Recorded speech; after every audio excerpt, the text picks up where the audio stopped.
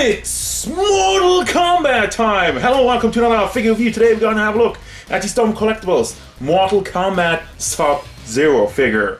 This is the unmasked version that was, I think, first introduced in Mortal Kombat 2 or maybe 3. Not 100% sure, but it's not Bihan, it's not the first Sub-Zero, it's his actual brother. And yeah, Storm Collectibles doing another Sub-Zero. Especially interesting with this one are the accessories. You see like this big ice thing next to the figure. I really want to have a look at that, so let's go.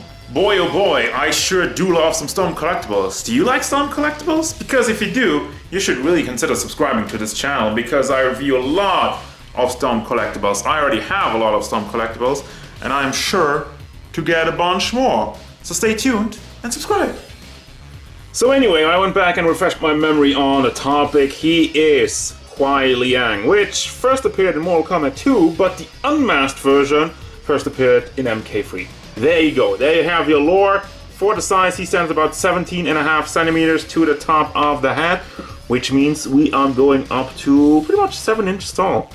For your size comparisons, he is Jalter, SH Figuarts God Goku, the original release Mortal Kombat Sub-Zero from Storm Collectibles, Storm Collectibles Ryu, and Darkseid. Let's get a good look at this guy. Now, first and foremost, aesthetically, the first thing that I thought was his skin tone is way too tan. Like originally Sub-Zero, he has a screenshot, I'm just gonna put that up. You can see he's a lot more pale, which would make sense because he's like he's an ice dude. And the other thing is, maybe that's just me, you can tell me what you think about this one. Does this hat have the right size? It could have been just me that I had like a lot of fancy type characters and this is supposed to be more realistic. But it just feels like the head is just a tiny bit too small. Not 100% sure of that, but you know, you can be the judge of that. Now, overall look in detail, first of all, the face sculpt. It does look fairly realistic, but it does also have a little bit of a cartoony vibe. But then again, you know, unless they're doing complete face scanning technique, I don't think they're gonna capture the 100% look. But, you know, it looks good enough. He has the slick back hair with a bunch of lines in there. And also it looks clean. The eyes are a little bit more shiny than the rest of it, which makes sense. Also, the straps that go around his shoulders, they look good. Also molded on. This is not just painted on. You know, the blue tabs, they stand out a little bit more than the rest of it. But then we get to his belt, which is a Storm Collectibles situation of what happened with the paint. This does not line up in the slightest. It just goes all over the place. It looks like a 5-year-old painted it. And actually, what's funny, they straight up forgot a line over there. It's just like, you know what? At this point, don't even paint it. Let me paint it with like a black marker, and we Gucci, right? Then you have the armbands, which also have the same issue. It does not really line up in the slightest. And then you have the little lines that go on the forearm. Those actually look good, and the muscle work obviously looks good. You know, overall, the body looks great. Don't have any issues with that. As we go down to the legs, has some more muscle detail in there, and the blue lines look clean also for the most part. I don't have any issues with that. And the metal, like painting metal is, I guess that's one of Storm Collectibles' favorite thing because they do it so well. It has such a nice effect. It is shiny. It's not metallic in the paint job, but it does just come over very, very well, especially due to all the shading that goes on throughout it. And yeah, good job on that. Down to the shoes with a little bit more blue and the toes, and yeah, there you go. Overall, it's alright. For the articulation, basic Storm stuff. The hat moves forward and does move to the back, does move side to side, suit to suit, and all the way around. If you're wondering, it is on a ball pack, and that goes into another long pack into the neck, which then has all the neck movement. And since the entire torso is soft plastic, that bends out of the way. Same for the straps, also soft plastic, so that also gets a little bit, you can also pull that a little bit to the side or whatever if you want to play around with that. You have the big hinge in the shoulder, which is connected to a socket in the chest area, so you can rotate that around.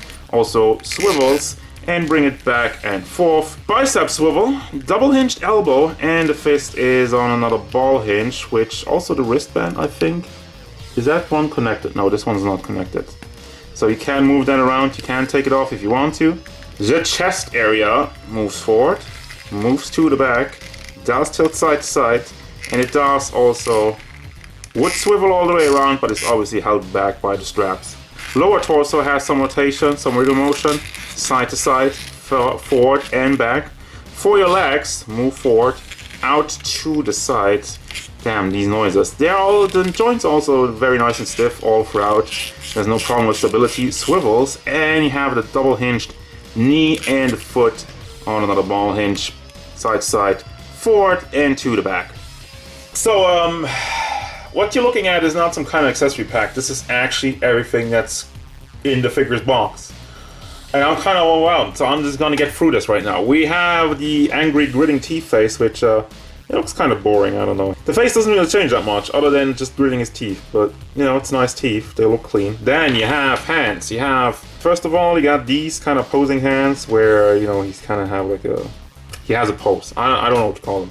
Then you have open hands for like energy effects for it. Well, no, the energy effects are more like there. We will get to that one. Then he has completely open palm hands, you know, for friendly handshakes after the match. Well known for Mortal Kombat. And then you have these gripping hands, which are the ones you're mostly going to use to access the other accessories. What do I mean by that? Well, first of all, you have two ice beams, which just kind of drape over the hands. Kind of have a little bit. It's kind of like molded to just stick the hands in there, and then you have these two ice beams. They look nice. Haha, nice ice. You have a giant puddle of blood. Oof. Yeah, this actually looks really cool, and it has a little bit of a marking here where the feet imprint kind of goes in there. Let's keep that to the side because I think this is relevant to this entire diorama, because that's what they're going for. You have a couple of bones, a couple of bloody and dirty bones, and then you have some hips with just one thigh connected for whatever reason. Also very nice and ugly. It's shiny red. I say ugly, but like, you know what I'm getting at. It's gruesome. It's bloody. Speaking of which, you have feet. You actually have also some feet, and like this, Storm Collectibles really went the extra mile. So just, you know, they're really pushing it with this one. So yeah, there's some more blood. How do you have a clenched fist if you're already like you have this detached? Does it not automatically whatever. I'm talking about logic while having Mortal Kombat. So then you have these two blood splatters, which one of them has like guts in there. Duh. And the other one's just kind of just blood. So what do we do with that? You have this ice man, ice prison, ice coffin. There's some dude in there who's completely iced. That's the idea. Well, could you put a figure in there? Probably could put a figure in there. You can't actually open this also, apparently. Oh yeah, you can completely open it. Okay, so you can put your another Sub-Zero or Scorpion probably in there, because size-wise this should work. Yeah, size-wise this should fit in there.